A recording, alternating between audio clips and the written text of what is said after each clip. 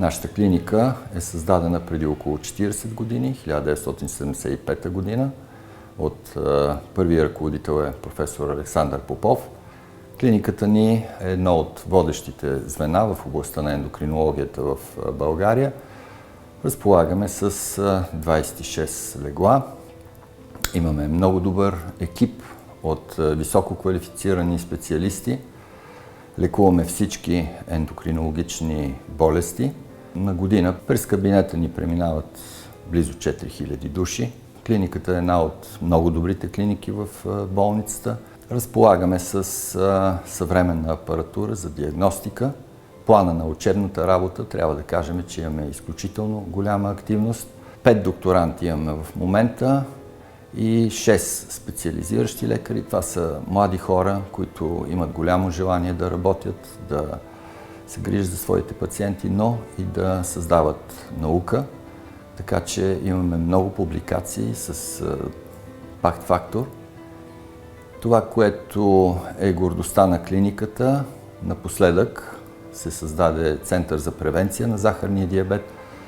Превантивното начало е изключително важно, защото много по-добре е да се превентира една болест, отколкото тя да бъде лекувана. След това захарния диабет е една епидемия.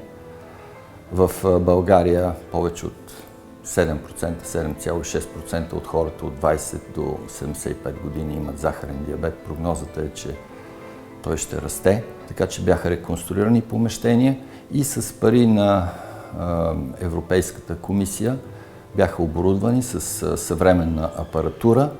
Имаме апарати за изследване на ендотелната функция, апарати за точно определене на плаки, апарати за судомоторна дисфункция и други неврологични промени.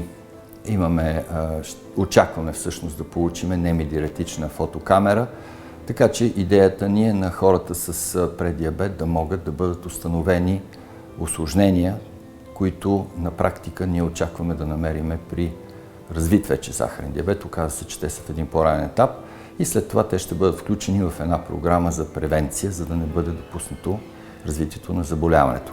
Искаме да разгърнем още повече работата в областта на щитовидната жлеза, на диагностиката, един апарат с възможности за еластография, също така възможности за интервенция, вече в терапевтичен план, за нодозните формации с едно много високо ниво на работа. Имаме един изключително опитен, великолепен екип от специалисти, 8 лекари, толкова медицински сестри и 4 санитари. Освен това в клиниката имаме защитени 9 дисертации за доктор и 4 дисертации за доктор на медицинските науки.